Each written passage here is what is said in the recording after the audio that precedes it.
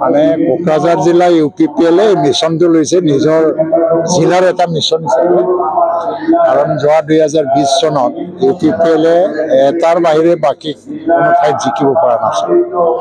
আৰু তেওঁলোকে এইবাৰ এটা প্ৰতিজ্ঞা লৈছে, এটা মিছন হিচাপে লৈছে যে ইয়াত অধিক সংখ্যক সিটটো UPPLৰ মানে জিকি যাব লাগে আৰু অধিক সংখ্যক MCLA লৈ পেলাই সমৰবৰৰ মানে গঠন হ'ব লগা নতুন চৰকাৰত অংশগ্ৰহণ কৰিব লাগে। এইটো তেওঁলোকৰ এটা মিছন। ইয়াৰ কাৰণে আজি কৰ্মী সভা কৰিছে আমাৰ প্ৰাইমাৰী লিডাৰ আৰু TCLCC লিডাৰ। কাৰণ এই মিছনটো যদি সফল কৰিব লাগে তেতিয়া তেওঁলোকে কাম কৰিব লাগে।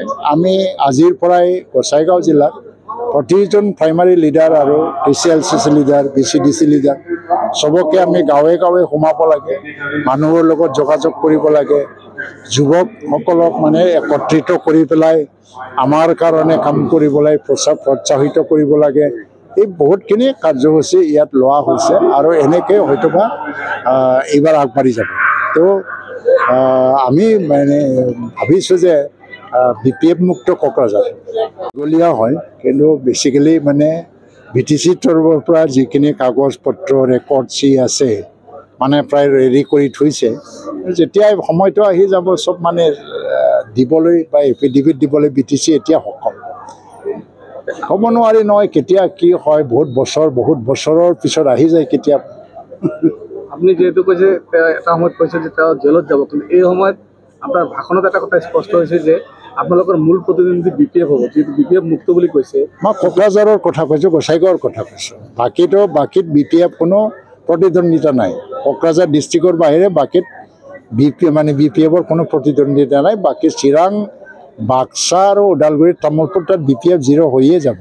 তো বাকী ফালে BPF নাই যখন এইফালে কিয় BPF থাকিব লাগে? দেখা গৈছে নাই, এইটো ৰাজনৈতিক এজেণ্ডা চবৰে থাকে। এতিয়া আমি কোৱাটো এইটোৱেই যে চিৰাং, বাক্সা, তামোলপুৰ আৰু ওদালগুৰি অলৰেডি BPF মুক্ত হৈ গ'ল, BPF 0 হৈ গ'ল। কোকৰাঝাৰ কিয় মানে নহয়, এই এংগেলৰ পৰা আমি কৈছোঁ, বেলেগ একো নাহে। কোকৰাঝাৰ BPFটো বাচি থাকিব দল হিচাপে, কেইবছৰ বাচি থাকে তেওঁলোকৰ মনোবলৰ ওপৰত নিৰ্ভৰ কৰিব। মইতো বিচাৰিম যে তেওঁলোকেও মানে মনোবল লৈ পেলাই কাম কৰক। মই এইজন মানুহৰ লগত মানে মোৰ বহুত বছৰ হ'ল লগ নোপোৱা। এটা 2014ৰ কথা আছিল বোধহয়, এবাৰ লগ পাইছিলোঁ, তাৰপিছত মই লগ পোৱাই নাই। আৰু তেখেতে ইলেকশ্যন আহিলে এনেকুৱা কথাবিলাক মানে কৈ দিয়ে, প্ৰেছ মিট কৰি পেলাই। তেওঁৰ কথাবিলাক ক'ত ফলিছে, হোৱা নাই। 2020 চনতো কৈছিলে, 2020 চনতো কৈছিলে, কিন্তু নহ'ল। UPPLতো চৰকাৰ হৈয়ে গ'ল।